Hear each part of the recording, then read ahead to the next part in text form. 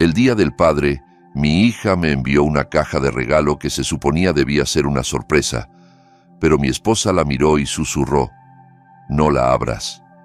Le pregunté por qué. «¿No lo ves?». Me acerqué más y me quedé helado.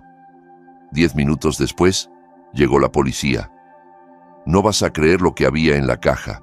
Antes de continuar, suscríbete al canal y cuéntanos desde dónde nos estás escuchando en los comentarios. Papá, ¿de verdad no entiendes que necesito el dinero ahora, no después de que mueras? La taza de café se hizo añicos contra el suelo de madera. El líquido marrón se derramó sobre la alfombra persa. El rostro de Samantha enrojeció y sus dedos, aún temblorosos por haber dejado caer la taza, mostraban su manicura perfecta. Apreté más fuerte los documentos de la herencia. 30 años de planificación cuidadosa, reducidos a armas en las manos desesperadas de mi propia hija. El papel crujía bajo mis nudillos blancos. Samantha, no soy un cajero automático. Recibirás tu herencia cuando sea el momento. Pedro se recostó más en el sofá de cuero, con una sonrisa cada vez más amplia. Vamos, Guillermo, es tu única hija. ¿Qué son unos cuantos miles para ayudarnos? ¿Unos cuantos miles?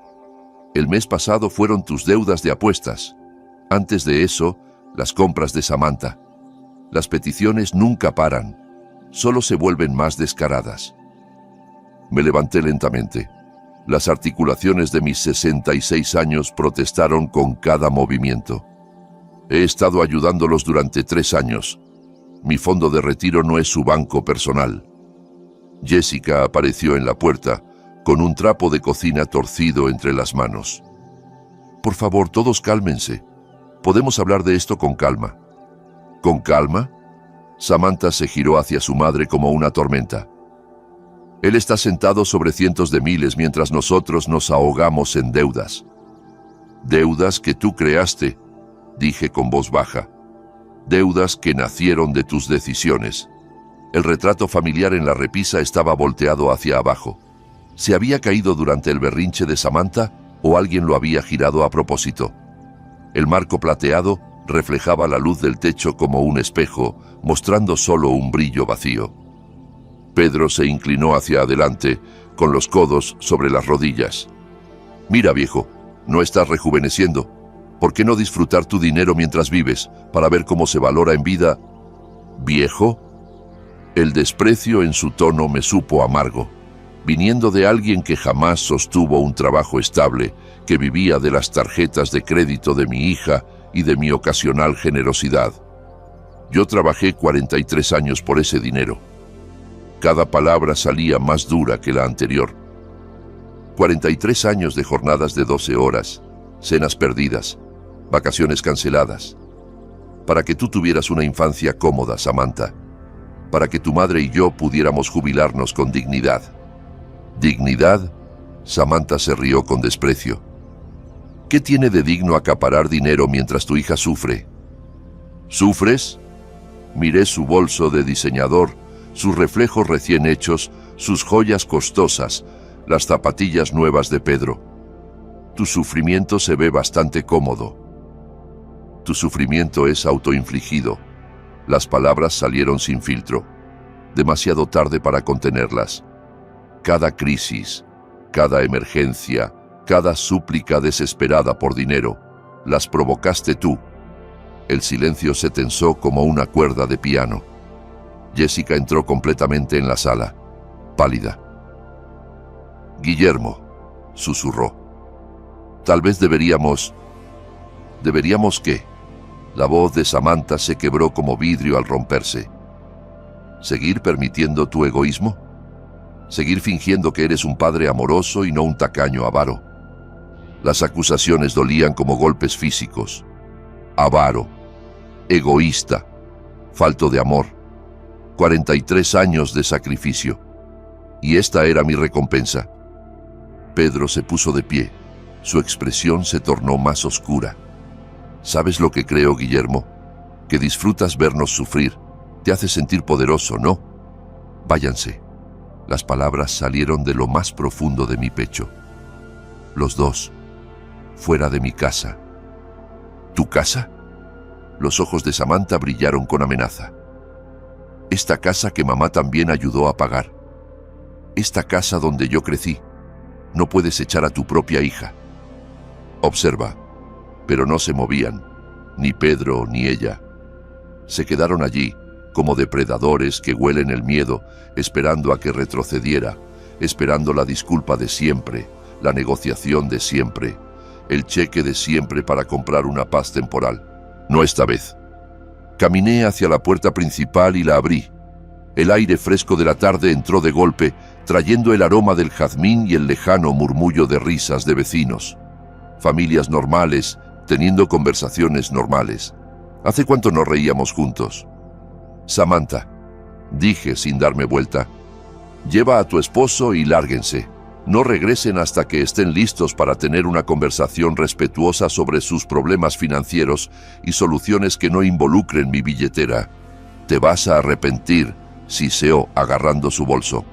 Cuando estés viejo y enfermo y necesites que alguien te cuide, recuerda este momento. Recuerda cómo elegiste el dinero sobre la familia. Sus tacones resonaron en el suelo de madera como disparos. Pedro la siguió, pero se detuvo en el umbral.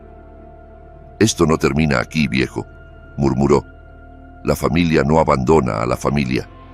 La puerta se cerró de golpe, sacudiendo los vidrios. El silencio pesó más que los gritos.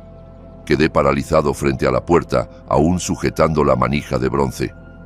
A través del vidrio decorativo vi cómo el BMW de Samantha retrocedía con furia por el camino de entrada, las llantas chillando sobre el asfalto.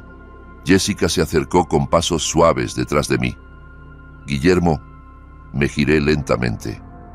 La sala parecía un campo de batalla.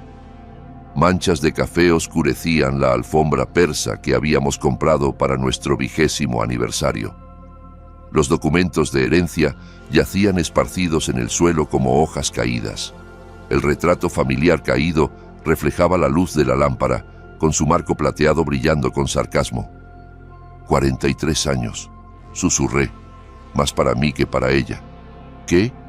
43 años trabajé turnos dobles durante su secundaria para que tuviera ropa nueva, libros de la universidad, ese auto por su cumpleaños 16. Mi voz se quebró. La boda que no podíamos pagar, pero igual financiamos. Jessica recogió los papeles con movimientos lentos y precisos. Está pasando por un mal momento, Guillermo.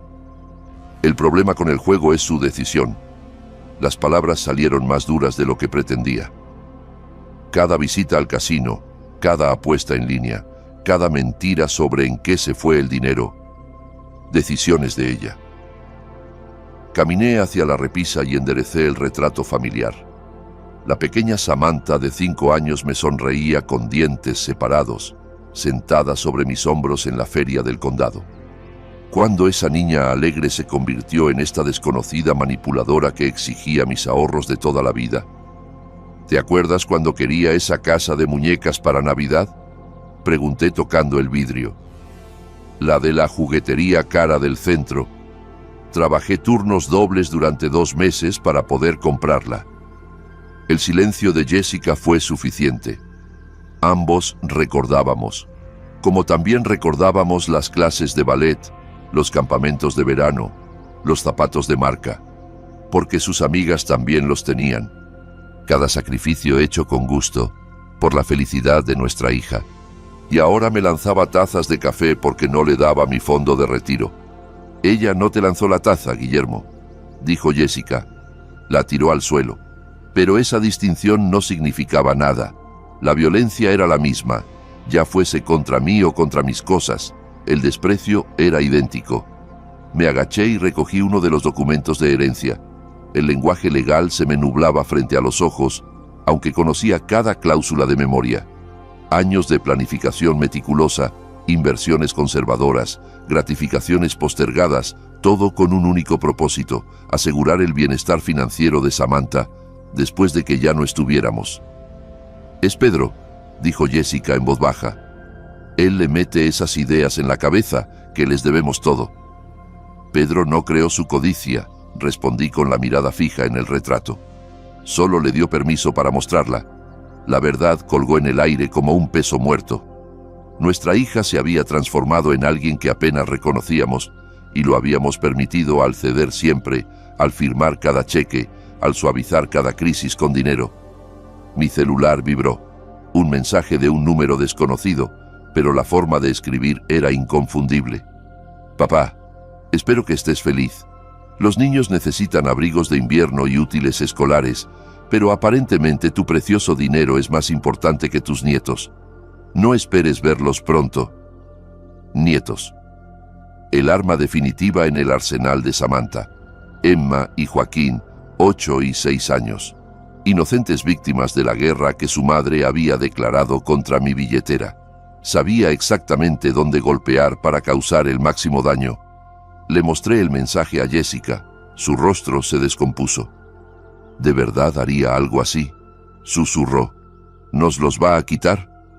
Pero ambos sabíamos la respuesta. Ya lo había hecho antes, en peleas menores, una semana sin verlos, luego 2. Cada vez que no le decíamos que sí a una petición de dinero, usaba a los niños como moneda de cambio.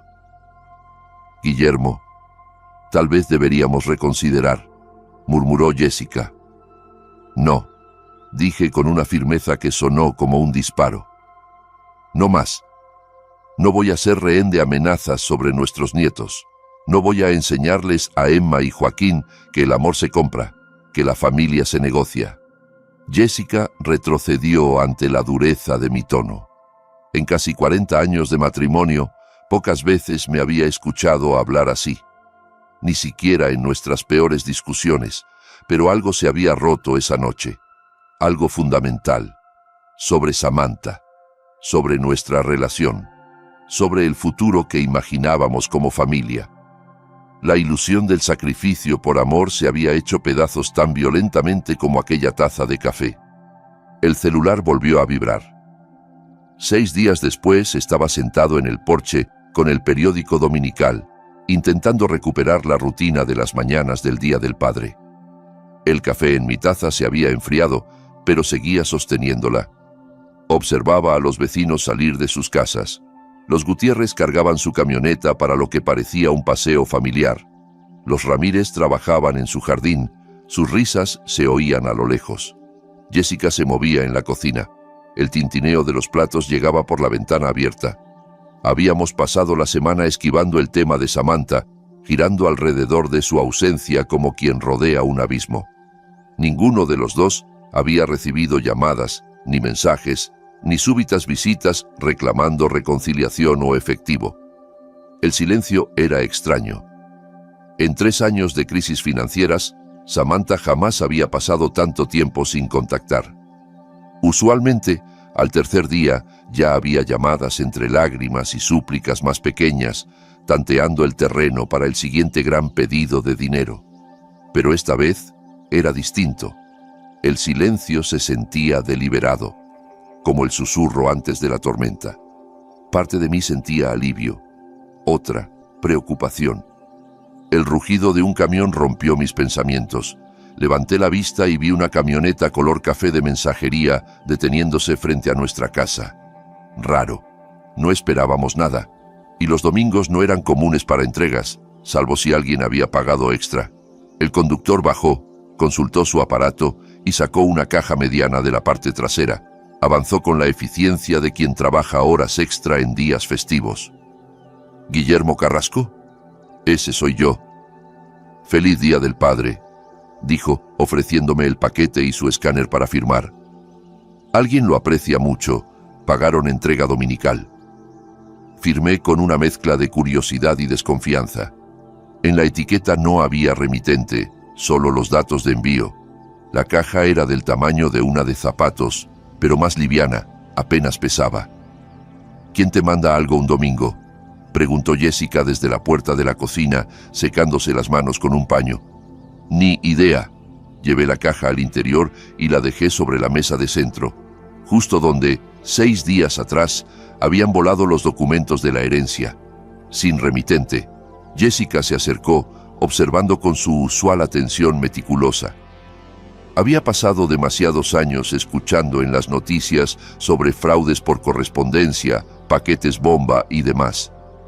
Tal vez es de los niños, sugirió, pero su tono no tenía convicción.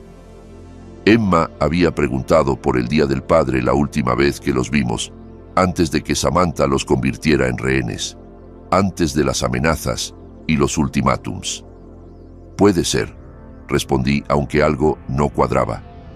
El momento era demasiado oportuno, demasiado planeado, y Emma no habría pagado un envío urgente de domingo. Jessica se agachó a observar la caja. Sus dedos repasaron el borde de la etiqueta con mirada de sabueso. «Guillermo», dijo lentamente, «no la abras». «¿Por qué?», señaló algo que yo no había notado. «¿No ves los orificios? Son para respirar. Lo que sea que está dentro. Está vivo». Mi estómago se hundió. Ahora que ella los había señalado, los veía. Pequeños agujeros en el cartón, apenas visibles, pero claramente hechos a propósito. «¿Orificios para respirar?», repetí sin emoción. «Lo que sea, está vivo», confirmó Jessica, retrocediendo. La pregunta era, ¿qué? Nos quedamos de pie frente a la caja como si fuera a saltar y atacarnos. El sol de la mañana entraba por las ventanas, pero ya no calentaba. El silencio del vecindario se volvió amenazante. «¿Quién nos mandaría algo vivo?», susurró Jessica. Pero incluso mientras lo decía, yo ya sabía la respuesta. El momento, el anonimato, la entrega en domingo para asegurarse que estuviéramos en casa. Esto no era un regalo, era otra cosa. Desde dentro de la caja se escuchó un leve crujido, un roce suave. Ambos nos quedamos inmóviles. El sonido se detuvo tan pronto como empezó. Jessica me agarró el brazo. Sus uñas se hundieron a través del algodón de mi polo. «¿Escuchaste eso?», asentí. No podía hablar.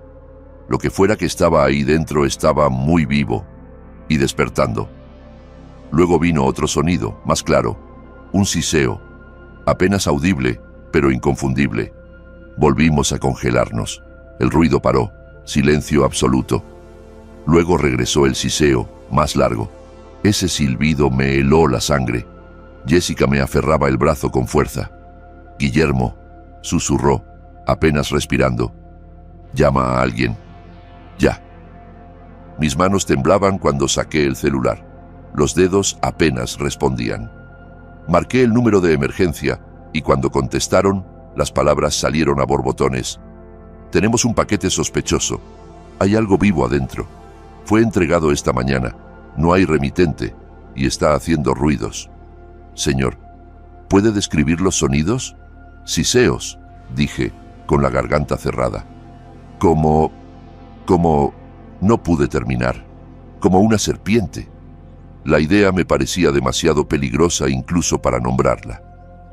¿Hay alguna amenaza visible en el paquete? ¿Daños? No, pero hay pequeños agujeros como de respiración. Mi voz se quebró. «Señor, ya enviamos una patrulla. Por favor, mantenga distancia del paquete y no intente abrirlo. ¿Puede ir a otra habitación? Estamos como a 2 metros en la sala. ¿Deberíamos salir? Quédense dentro, pero alejados. Los oficiales llegarán en menos de 10 minutos. No toquen ni muevan el paquete». La llamada se cortó, salvo por el tecleo de la operadora. 10 minutos parecían una eternidad con ese paquete cada vez más inquieto. «¿Quién pudo hacer esto?», preguntó Jessica. Una pregunta que temía responder, pero mi mente ya había unido las piezas. El Día del Padre no era coincidencia. El envío sin remitente. La persona que sabía nuestra dirección, nuestras rutinas, nuestras debilidades. Alguien lo suficientemente molesto por nuestra discusión reciente como para planear algo así, algo tan cruel. Otro ruido vino de la caja, más fuerte. Esta vez no solo un siseo, era movimiento.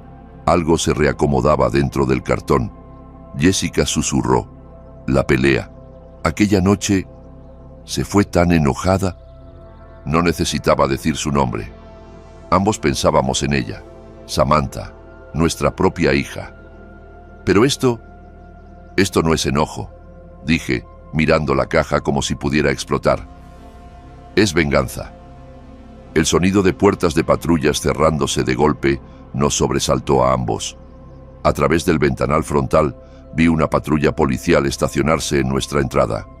2 agentes bajaron con paso firme y decidido, el andar de quienes están entrenados para lidiar con emergencias domésticas. Sentí una oleada de alivio tan repentina que me aflojaron las piernas. Finalmente, ayuda profesional había llegado. El timbre sonó con fuerza, un tono claro y autoritario que rompió la tensión del silencio en la casa. Abrí la puerta antes de que el agente pudiera golpear una segunda vez. Su presencia llenó el marco de la entrada. Alto, de complexión sólida, con la mirada alerta y firme de alguien acostumbrado a enfrentarse a lo inesperado. En su uniforme, la placa decía T. Reyes. Señor Carrasco, dijo con voz firme, soy el oficial Reyes. Recibimos su llamada sobre un paquete sospechoso. Sí, muchas gracias por venir tan rápido, respondí, haciéndome a un lado para dejarlo pasar. Está en la sala. Limpió sus botas en el tapete de bienvenida antes de entrar. Jessica apareció en el pasillo, aún con el delantal puesto y las manos crispadas de nervios. Oficial, estamos muy agradecidos. No sabíamos qué hacer. Hicieron lo correcto, señora, dijo con calma profesional. ¿Puede mostrarme el paquete? Lo condujimos a la sala. La caja seguía sobre la mesa de centro. Ahora parecía más pequeña, más inofensiva, con un agente frente a ella. El oficial se acercó con cautela, sacando un par de guantes de látex de su cinturón. ¿Cuándo llegó?, preguntó. Hace como 35 minutos, respondí. Domingo. Alguien pagó extra por entrega urgente. Observó la etiqueta sin tocar la caja. Sin remitente visible. ¿Y oyeron sonidos desde dentro? Siseos, susurró Jessica. Como... no lo pudo decir. Como una serpiente, completó él sin inmutarse. Ya he lidiado con situaciones similares. Normalmente no son venenosas, pero tomamos todas las precauciones. Tomó su radio. Aquí Unidad 47, solicito presencia de control animal en 1247 calle Nogal. Paquete sospechoso, posible serpiente en caja. La radio respondió con confirmación. 20 minutos, dijo, dirigiéndose a nosotros. Estarán aquí pronto. Reyes volvió a mirarnos, ahora con un interés más inquisitivo. ¿Tienen idea de quién pudo haber enviado esto? La pregunta que tanto temía. Sentí la mirada de Jessica sobre mí, esperando mi respuesta. No lo sé, dije con cautela. Tal vez algún chiste de mal gusto. Su mirada se agudizó. Un chiste así requiere acceso a un animal vivo, materiales de envío, conocimiento de su dirección. No es algo que haga un adolescente aburrido. Esta fue una acción planeada. Se me secó la boca. Tenía razón. Alguien con recursos y motivación nos había enviado esa serpiente el día del padre. ¿Han tenido conflictos recientes? ¿Problemas con alguien de la familia? Familiares. La palabra se quedó flotando, cargada de significado. Jessica se tensó a mi lado. Nada que llevaría a esto, logré decir. Reyes no insistió, pero su mirada decía que había escuchado esa excusa muchas veces. Sacó una libreta. ¿Cargos recientes inusuales en sus cuentas? ¿Tiendas de mascotas? ¿Distribuidores de animales exóticos? La pregunta me golpeó como un mazo. Tiendas de mascotas. De pronto lo recordé. Ese cargo extraño en la tarjeta del mes pasado. Samantha usaba mi tarjeta en emergencias. Mundo Reptil, decía el extracto. 127.50. Había asumido que era algo para los niños, no una serpiente. Jamás una serpiente. Señor Carrasco, ¿se encuentra bien? Estoy bien, respondí, forzando una expresión neutra mientras por dentro las piezas del rompecabezas caían con un sonido seco. La fecha, el monto, el lugar. Todo encajaba. Mi hija había comprado una serpiente con mi tarjeta y me la había enviado como regalo del Día del Padre. ¿Quiere levantar un reporte formal?, preguntó Reyes. Podemos investigar el origen del paquete y proceder con cargos si identificamos al remitente. Miré a Jessica. Había en sus ojos el mismo conflicto que en los míos. Parte de mí deseaba justicia, pero otra parte, esa que había protegido a Samantha toda su vida, no podía entregarla a la policía. No, dije en voz baja. No quiero exagerar. Si fue una broma, procesar cargos me parece demasiado. El oficial anotó algo, aunque su expresión era la de quien ha visto padres encubrir a hijos culpables muchas veces. La familia a veces pesa más que la justicia, dijo con tono resignado. Otra camioneta se detuvo frente a nuestra casa. Era blanca, con letras grandes que decían Control Animal. A través del vidrio vi al especialista bajar con su equipo. Ahí está Mike, el mejor en el condado, dijo Reyes. Él se encargará. Pero mientras veía a Mike acercarse, sujeta a una caja especial, supe que esto no había terminado, solo acababa de comenzar. Mike, de Control Animal, trabajó con eficacia profesional. En menos de 20 minutos, extrajo con cuidado una serpiente de maíz de aproximadamente 1 metro, confirmó que no era venenosa y la aseguró en un contenedor para llevarla a un refugio de reptiles. Un ejemplar hermoso, dijo. Alguien pagó buena plata por esto. Son excelentes mascotas, cuando se las cuida como es debido. Lástima que la usaran para esto. Reyes nos dio la mano antes de irse. Si recuerdan algo más sobre el remitente, llámenos. Estas bromas pueden escalar. Asentí, fingiendo cooperación, mientras por dentro mi mente ya trazaba el camino que debía seguir. Ambos vehículos desaparecieron por nuestra tranquila calle residencial, dejando a Jessica y a mí en medio de las secuelas. La sala se sentía distinta, violada, de algún modo. A pesar de la limpieza profesional, el ambiente estaba impregnado de una especie de miedo residual. El café que Mike usó para desinfectar la mesa había dejado marcas tenues. Los documentos de la herencia, ahora ordenados, habían perdido su propósito original. Ya no eran herramientas para planear el futuro familiar. Ahora eran pruebas. Pruebas de la traición que había desatado esta pesadilla. Jessica se ocupaba en la cocina, lavando platos con más fuerza de la necesaria, su forma habitual de lidiar con el estrés. Me quedé mirando por la ventana del frente. Los Gutiérrez regresaban de su paseo con los niños riendo. Gente normal, con domingos normales, padres normales que no recibían serpientes por parte de sus hijas. La carga de ese cargo de tarjeta volvió a mi memoria. Mundo Reptil, $127.50. 3 semanas antes, justo después de la discusión sobre la herencia, era el momento perfecto para planear una venganza. Saqué el celular. Busqué su contacto. Su foto sonriente apareció, tomada en el cumpleaños de Emma el año anterior, antes de que la codicia convirtiera nuestros lazos en chantajes, antes de las amenazas con los nietos, antes de la caja con el animal. ¿Vas a llamarla?, preguntó Jessica desde la puerta de la cocina. Necesito confirmarlo. ¿Y si lo admite? No supe qué responder. ¿Qué hace un padre cuando su hija cruza un límite tan grave? ¿Cómo se responde a una traición tan premeditada? El teléfono sonó 2 veces antes de que contestara. «Papá», dijo Samantha, con esa voz falsa, brillante, la misma que usaba cuando quería algo o cuando escondía algo. «Feliz Día del Padre. ¿Cómo estás?» «Interesante mañana, en realidad», respondí con tono neutral. «Samantha, ¿sabes algo de un paquete extraño que me llegó?» «No, ¿qué pasó?», respondió rápido, muy rápido. Pero lo que escuché después me confirmó todo. En el fondo, la risa de Pedro. No una risa sorprendida, no una reacción genuina. Era una carcajada satisfecha, de esas que uno suelta cuando cree que su broma fue brillante. Me golpeó como un puñetazo. La última duda desapareció.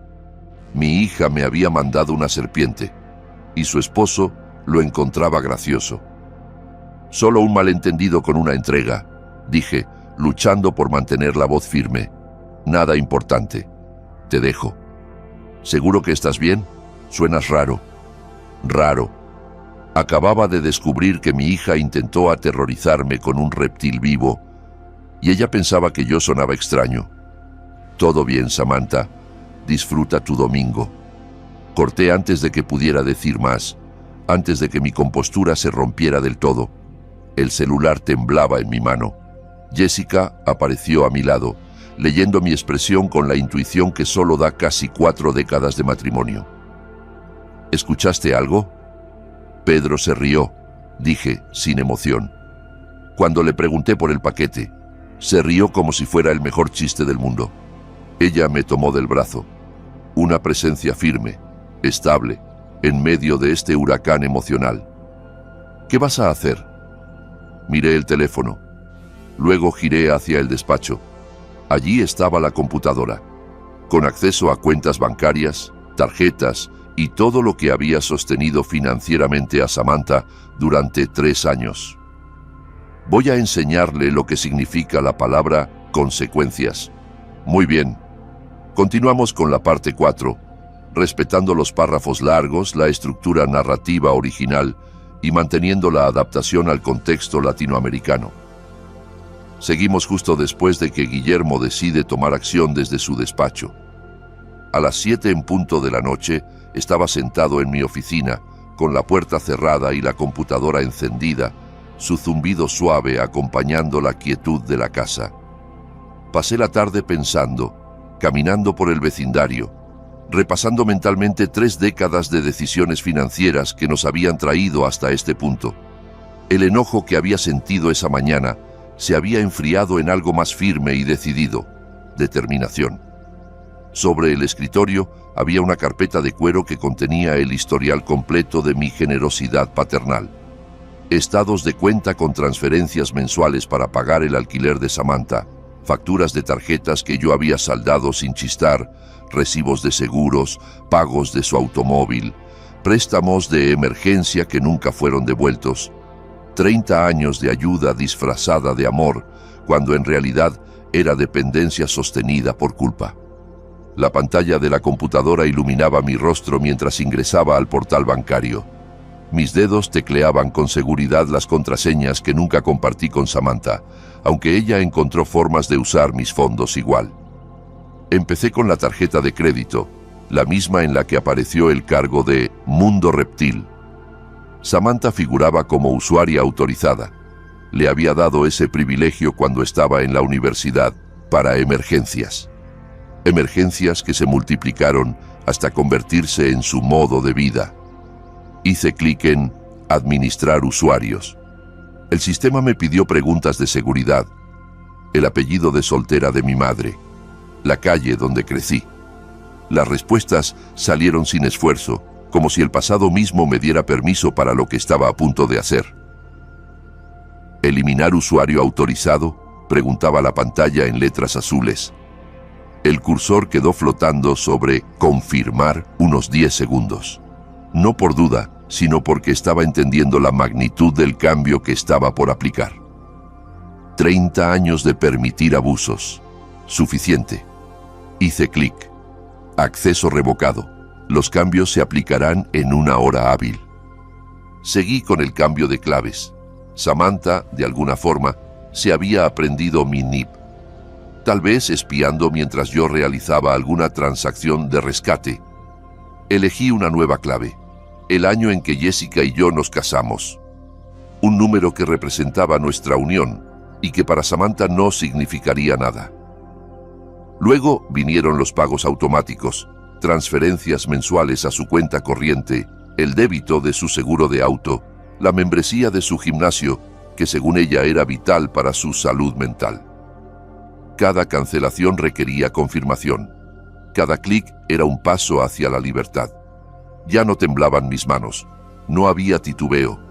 Esto no era venganza. Era justicia.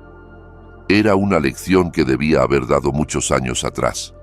Recordé su llamada del mes pasado entre sollozos, hablando de una última emergencia. Prometió que era la última vez. Le transferí 5,000 pesos. Luego le dije a Jessica que estábamos ayudando a nuestra hija a madurar. Lo que estaba haciendo en realidad era enseñarle que las consecuencias no existían para ella. La pantalla mostró un resumen: acceso a crédito eliminado, pagos automáticos cancelados, claves modificadas. Todo lo que había sostenido su vida adulta, desactivado en 30 minutos de clics meticulosos. Afuera, por la ventana del despacho, el vecindario seguía su ritmo habitual. La señora Ramírez paseaba a su perro. El aroma de carne asada llegaba desde la casa de los Gutiérrez. Familias normales, con hijos que no enviaban reptiles como regalos. Hice clic en guardar cambios. La confirmación fue instantánea. Mi espalda se recostó contra la silla de cuero, más firme, más erguida. Sentí algo que no experimentaba desde hacía años en lo que respectaba a Samantha: control. No el tipo de control que viene del miedo o la reacción desesperada, sino el que brota de un padre que finalmente entendió que amar a un hijo a veces significa decirle no. Por la mañana, ella descubriría que su red de seguridad financiera había desaparecido. Su tarjeta sería rechazada. Los pagos programados, anulados. El acceso que había asumido como suyo, interrumpido. Por primera vez en décadas, las consecuencias de sus decisiones serían responsabilidad exclusivamente suya.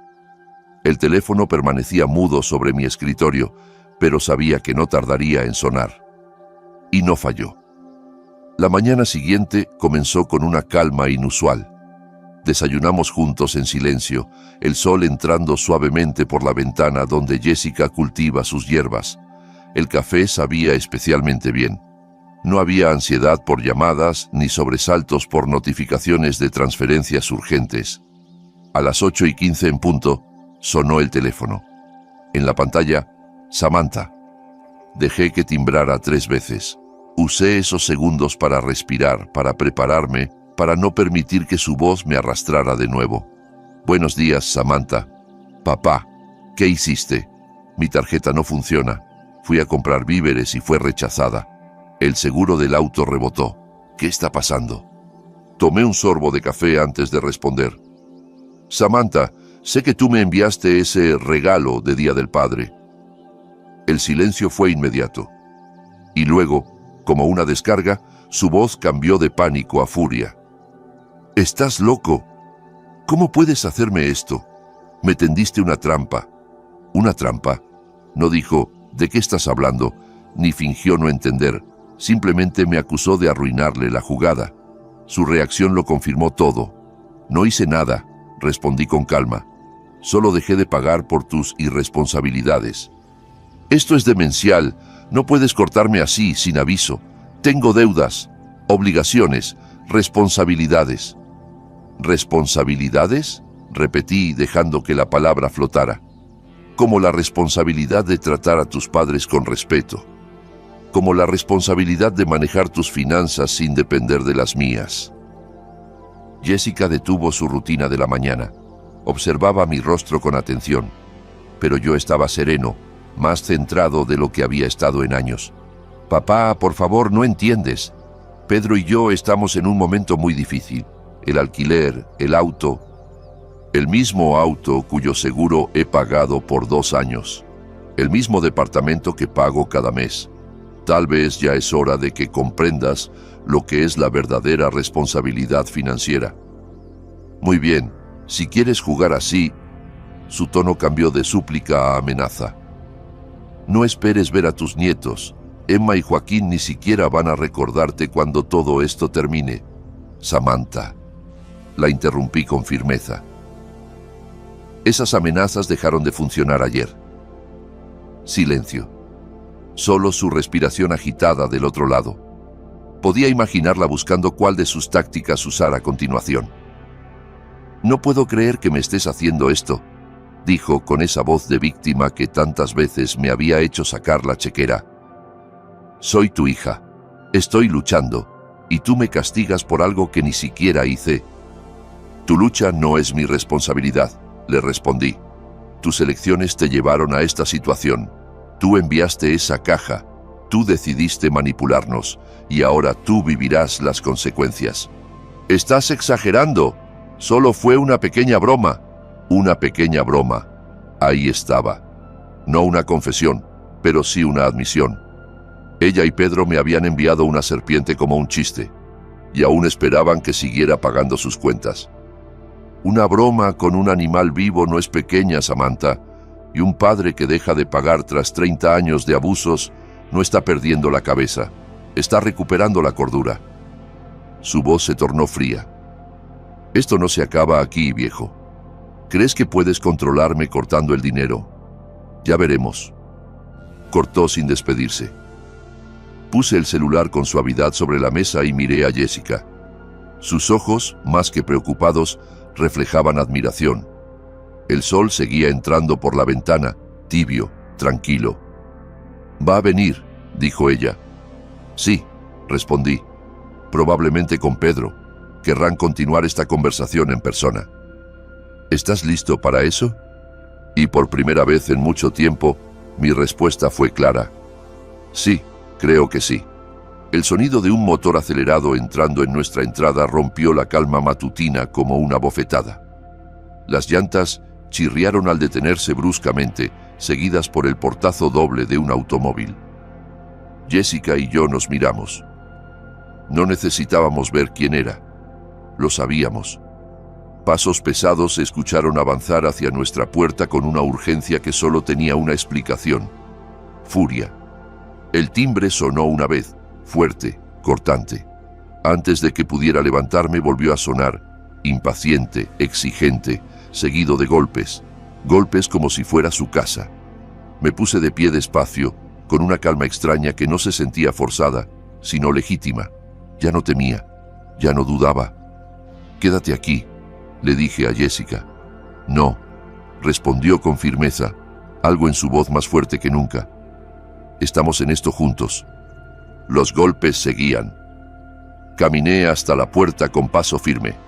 Al abrirla, ahí estaban, Samantha y Pedro, parados como una pareja de soldados listos para el combate. El rostro de mi hija estaba encendido por la rabia, sus ojos nublados de indignación, el cabello desarreglado como si hubiese salido corriendo sin pensar. Pedro estaba detrás, imponente, con una expresión cargada de algo más que enojo, resentimiento puro. «Papá», empezó Samantha, la voz temblando de ira contenida. «Tenemos que hablar». «Ya hablamos esta mañana», respondí sin moverme del umbral, y fui muy claro. «¿Claro?», soltó una carcajada amarga. «Estás fuera de ti. ¿Cómo puedes cortarnos así, por un malentendido ridículo sobre una caja?» Aún en persona, frente a la evidencia, no lo admitía. Seguía fingiendo, seguía manipulando. «No hay ningún malentendido», dije. «Me enviaste una serpiente», y reaccioné en consecuencia. Pedro se adelantó un paso, su presencia más amenazante, su tono más oscuro. «Mira, viejo, tal vez no pensaste esto bien. Samantha tiene obligaciones. Hay cosas que no pueden esperar. Los niños tienen necesidades». «Los mismos niños que su madre utiliza como arma cuando no consigue lo que quiere», respondí sin levantar la voz. Samantha dio un paso más, furiosa. «Perfecto. Entonces, ¿esto es una guerra? Pues te lo advierto, no vas a volver a ver a Emma y Joaquín. Crecerán sabiendo que su abuelo eligió el dinero sobre su familia. Antes, esa frase me habría destrozado. Me habría llevado directo al cajero automático o a escribir otro cheque. Pero ya no. La claridad que había ganado no se iba con amenazas. Miré a mi hija y no vi a la niña que criamos. Vi a alguien más, alguien que se había transformado. «Samantha», dije con calma, «eso no es una amenaza, es un alivio». Su rostro se descompuso en pura incredulidad. No era lo que esperaba. Pedro abrió la boca, desconcertado. ¿Qué dijiste?» Samantha tartamudeó. «Si eres del tipo de persona que usa a sus hijos para chantajear a sus padres, quizás sea mejor que esos niños no aprendan que el amor se puede negociar». Pedro se acercó más, ya a medio metro de mí. pude oler su rabia, una mezcla de sudor y perfume barato. «Sabemos dónde vives, viejo», dijo en voz baja, con un tono que ya no era solo enojo, era amenaza. «Sabemos tus horarios. Tal vez deberías pensarlo mejor». Sentí cómo Jessica se tensaba detrás de mí. No di un solo paso atrás. «¿Me estás amenazando, Pedro?», pregunté sin levantar el tono. «Solo digo que las relaciones familiares son de ida y vuelta. Si cortas el apoyo, no esperes que desaparezcamos sin ruido». «Eso es exactamente lo que espero», respondí con firmeza. «Y si no desaparecen, entonces ya no será un tema familiar sino policial». Samantha lo agarró del brazo, probablemente dándose cuenta de que su esposo estaba cruzando líneas peligrosas. Pero su toque no lo detuvo, lo incitó más. «Te crees muy inteligente, ¿no?», dijo Pedro. «¿Crees que cortando el dinero tienes el poder? Hay otras formas de conseguir lo que queremos». «Claro que sí», asentí. «Por ejemplo, conseguir un empleo. Es un concepto revolucionario, pero la humanidad lo ha practicado durante siglos». «Esto no ha terminado», siseó Samantha, su rostro deformado por la rabia. «Te vas a arrepentir de tratarnos así». La miré sin emoción. «Las consecuencias ya comenzaron. Están viviéndolas ahora mismo». Nos miramos fijamente durante varios segundos. Tal vez, por fin, entendían que su control había terminado. El hombre que durante 30 años fue su banco personal acababa de cerrar sus puertas. Samantha se dio media vuelta con un movimiento brusco, caminando de regreso al auto. Pedro la siguió, pero antes me lanzó una última mirada cargada de odio. Observé cómo se marchaban. El motor rugió con violencia, y las llantas dejaron marcas en nuestro asfalto limpio. Solo cuando desaparecieron por completo, cerré la puerta y me giré hacia Jessica. Su rostro, aún pálido, mostraba una expresión que no veía desde hacía años. Orgullo. «Vamos a necesitar asesoría legal», dije. La noche trajo consigo una calma nueva, el tipo de paz que solo llega cuando uno ha puesto límites reales. Jessica y yo cenamos juntos como tantas veces, pero sin el peso de la próxima crisis sobre nuestros hombros. No hubo mensajes que interrumpieran la comida, ni llamadas, ni silencios cargados de miedo. La cocina, una vez escenario de discusiones sobre cómo ayudar a Samantha sin perder la cabeza, se convirtió en santuario. Ella bebía té de manzanilla. Yo, un café amargo, pero reconfortante. Ninguno hablaba mucho, pero el silencio era cómodo. «No puedo dejar de pensar en cuando tenía 8, dijo Jessica en voz baja. «¿Recuerdas el desayuno que me preparó por el Día de la Madre? Tostadas quemadas y jugo de naranja con toda la pulpa, pero tan orgullosa». Claro que lo recordaba. Samantha en pijamas rosadas, subida en una banqueta, cocinando con esmero infantil para sorprendernos. Parecía otra vida. «Solía dibujarnos», agregué. «Figuras de palitos de mano en mano. Las guardé por años en el cajón del escritorio. Yo todavía tengo algunas en la caja de recuerdos», dijo Jessica. Su voz era nostalgia pura. «Jessica, ella sigue siendo nuestra hija». «Sí, pero cruzó una línea», respondí con dolor. «¿Qué piensas hacer ahora?» «Un último paso». «¿Qué paso?» «Cambiar el testamento». Su silencio me dijo que lo había entendido desde antes de preguntarlo. No era solo un acto legal. Era aceptar que esa niña que una vez hizo dibujos y tostadas ya no estaba. Era protegernos de la adulta que tomó su lugar. «¿Y los niños?», preguntó. «Emma y Joaquín». «Ellos no necesitan aprender que el amor se compra, que el chantaje es parte de una familia». Tomé su mano sobre la mesa. «Jessica, lo que hizo hoy no fue desesperación, fue malicia planeada. La serpiente, las amenazas, el tono, fue una jugada. Y si no la detenemos ahora, lo volverá a hacer. Tal vez no con animales, tal vez con mentiras, con deudas, con violencia.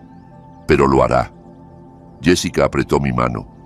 Ese gesto sencillo que durante años me calmó ante tormentas más pequeñas. Pero esta no era una tormenta más, era el fin de algo profundo. ¿Y si no la detenemos con esto? ¿Y si se pone peor?, preguntó. Al menos ya no podrá lastimarnos con nuestro propio dinero.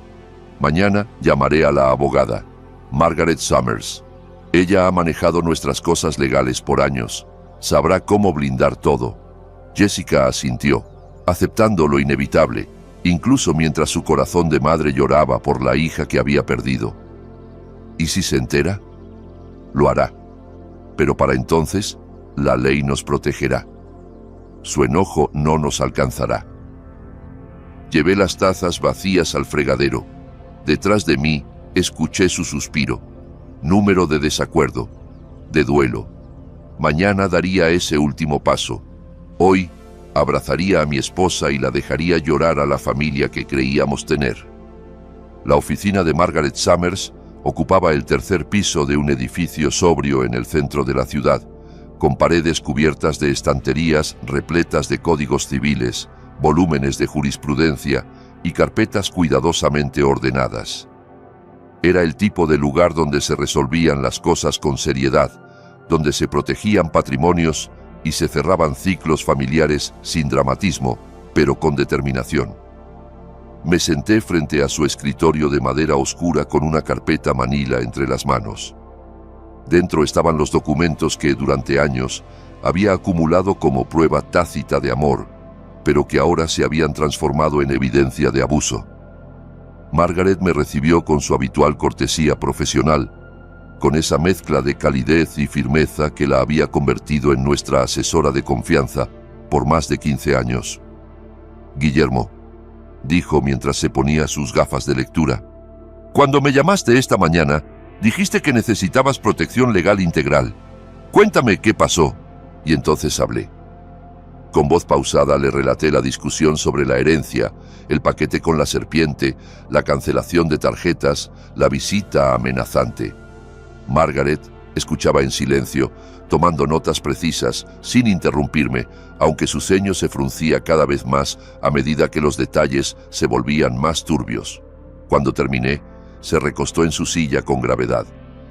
«Guillermo, lo que estás describiendo no es solo un conflicto familiar. Es acoso, es intimidación, y si me permites decirlo, es una situación que debe cerrarse por todos los frentes posibles». «Eso es lo que quiero», respondí sin dudar. «Cerrar todo». Margaret tomó un nuevo bloc de notas. «Empecemos por el testamento. Me dijiste que querías reestructurar la herencia». «No quiero que ni un centavo vaya a Samantha o a Pedro», dije, sintiendo cómo la certeza me sostenía por dentro. «Quiero que todo lo que hubiera ido para ellos se destine a la educación de mis nietos. Solo eso». «Es una decisión sabia», asintió ella, ya escribiendo. «Podemos crear un fideicomiso educativo a nombre de Emma y Joaquín. Será administrado por un tercero neutral.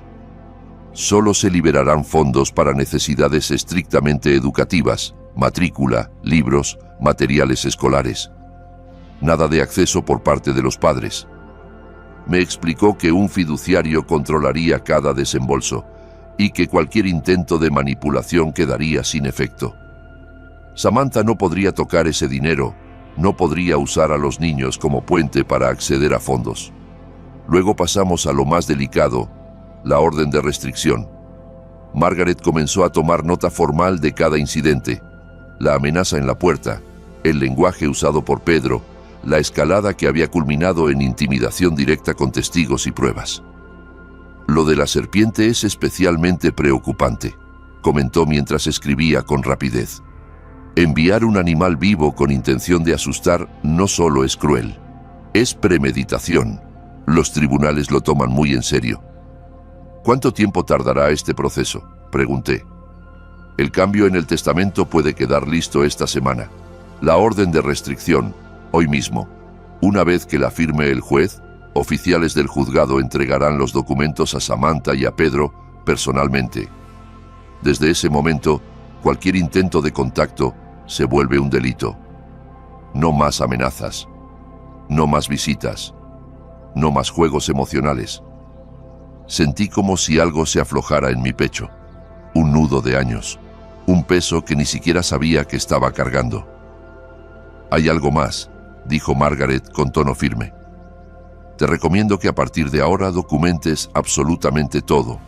Cualquier intento de contacto, cualquier infracción, cualquier uso de los niños como chantaje. Guarda mensajes, graba llamadas si es legal en tu estado. Porque lo más probable es que esto empeore antes de mejorar». «¿Tanto así?», pregunté, aunque la respuesta la intuía. «Las personas que viven manipulando no aceptan límites con gracia», dijo. «Pero la buena noticia es que tú ya no estarás solo. Ahora la ley va a estar entre ustedes». Su asistente entró con una carpeta llena de papeles preparados.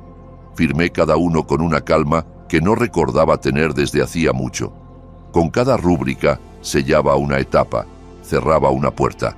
Las transferencias bancarias, las tarjetas compartidas, las obligaciones impuestas por el chantaje emocional, todo desaparecía en tinta negra sobre blanco.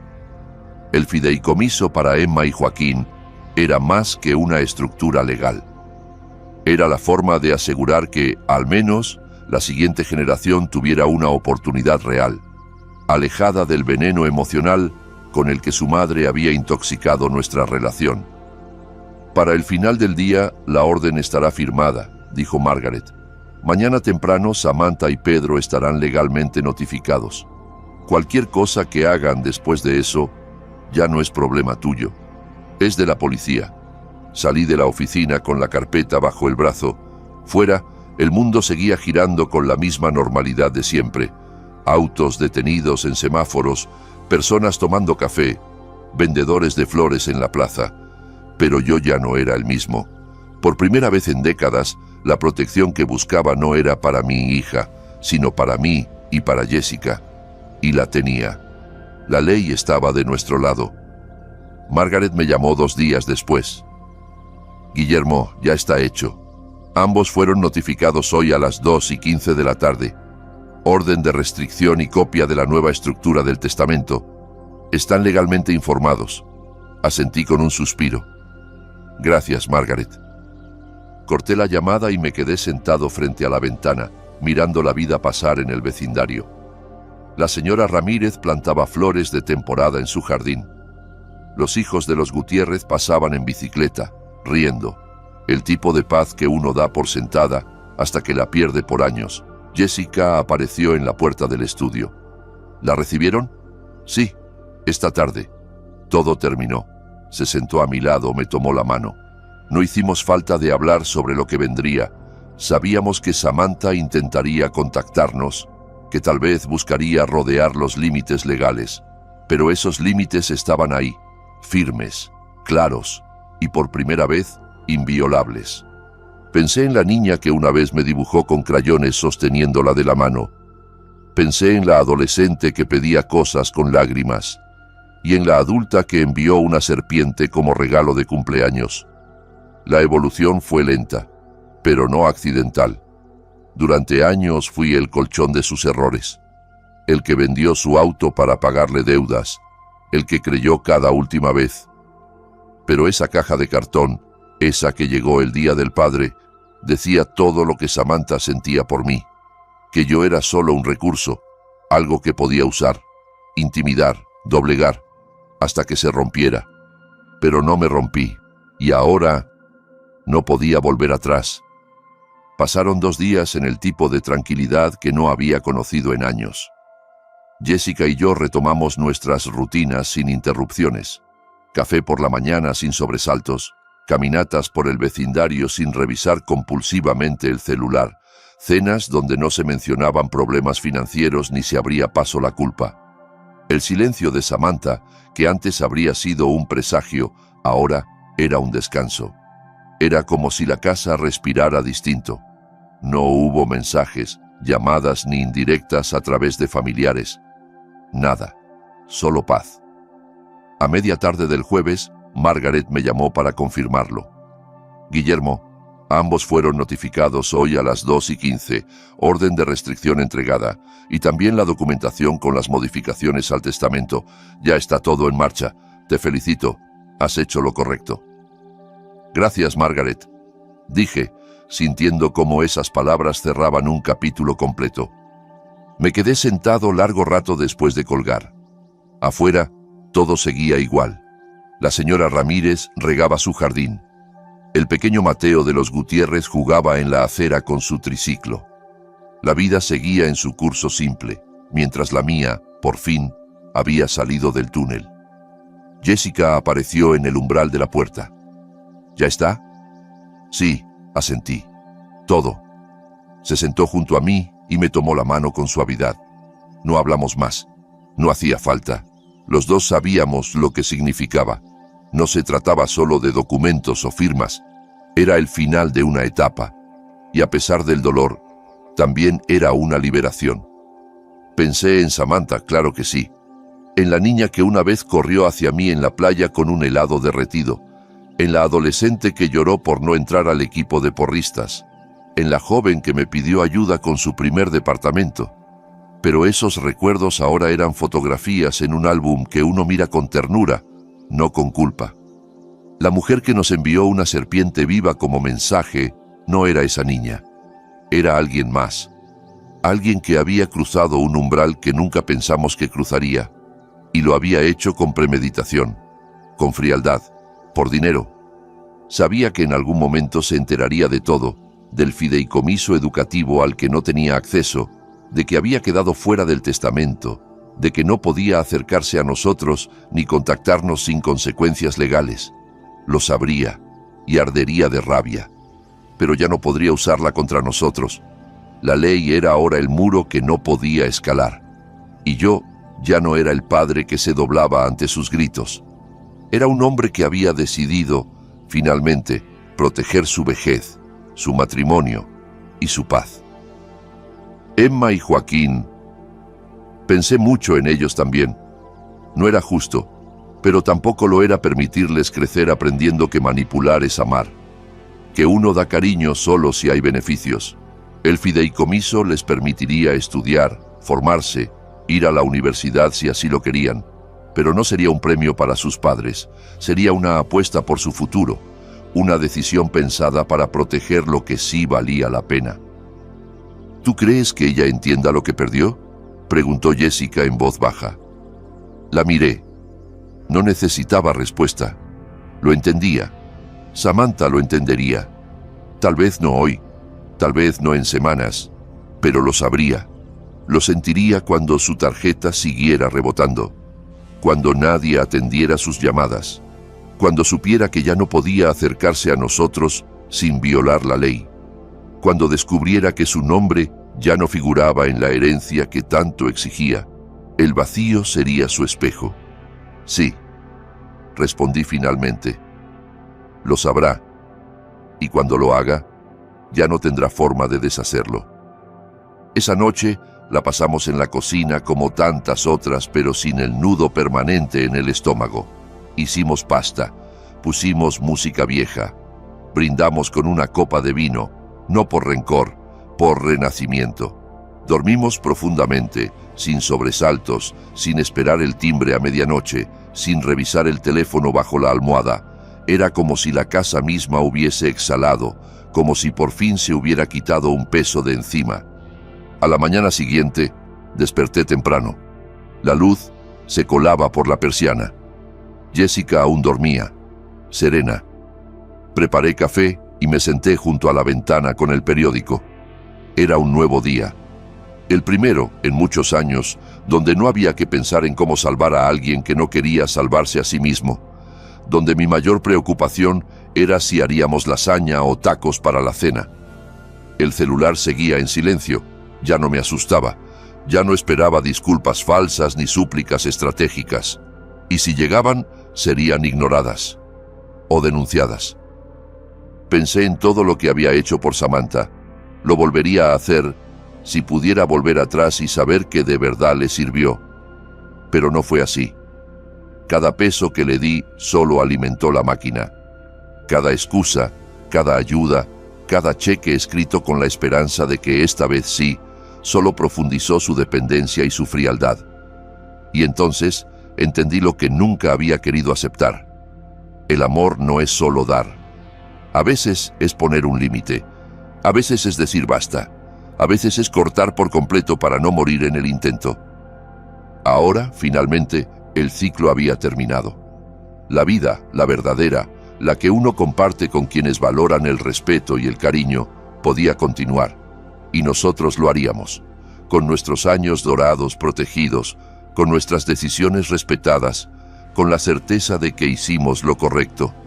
Porque sí, fuimos padres, pero también somos personas, y merecemos vivir en paz.